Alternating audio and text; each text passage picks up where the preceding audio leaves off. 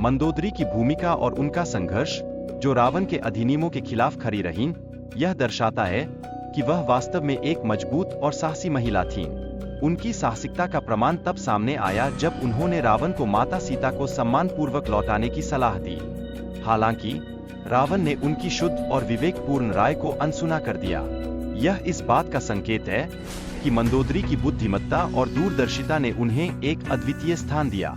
उनके परामर्श में केवल एक सलाह नहीं, बल्कि एक चेतावनी भी थी। मंदोदरी की पृष्ठभूमि और उनका श्रापित जीवन भी एक महत्वपूर्ण कहानी है। वह एक समय में अप्सरा मधुरा के रूप में जीती थीं, लेकिन एक श्राप के कारण उन्होंने एक अलग जीवन जीने को मजबूर होना पड़ा। यह उनके जीवन के संघर्षों का परिचायक है। मधुरा का श्राप से मेंढकी बन जाना और उसके द्वारा अपने संघर्षों को जीना, यह एक प्रेरणादायक कहानी है। इसमें बलिदान और साहस का महत्व छिपा हुआ है। यह दर्शाता है कि कैसे स्थिति चाहे कितनी भी कठिन क्यों हो, इंसान की आत्मा हमेशा उम्मीद और साहस की ओर अग्रसर रहती है।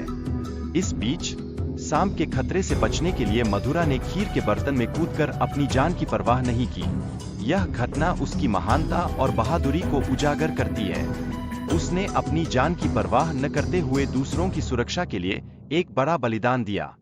मधुरा के बलिदान के बाद अर्षियों द्वारा उसे कन्या का स्वरूप देना उसके प्रति सम्मान और श्रद्धा का प्रतीक है। यह कहानी निस्वार्थ प्रेम और त्याग की महानता को भी उजागर करती है, जिसमें आत्म बलिदान और मानवता का महत्व स्पष्ट रूप से झलकता है। रावण की मृत्यु के पीछे मंदोदरी का हाथ था, क्योंकि उसने हनुमान जी को दिव्य बाण के बारे में जानकारी दी। इस बाण ने रावण के वध में महत्वपूर्ण भूमिका निभाई। यह दर्शाता है कि मंदोदरी की भूमिका केवल एक पत्नी के रूप में नहीं, बल्कि एक रणनीतिकार के रूप में भी महत्वपूर्ण थी। हालांकि रावण की मृत्यु के बाद मंदोदरी ने खुद को कैद कर लिया। उसने विभीषण से विवाह किया, लेकिन यह निर्णय विवादित माना जाता है। यह एक ऐसा मोड़ था जो उसकी जिंदगी को एक नई दिशा में ले गया, लेकिन इसके साथ ही यह एक नई चुनौतियों की शुरुआत भी थी।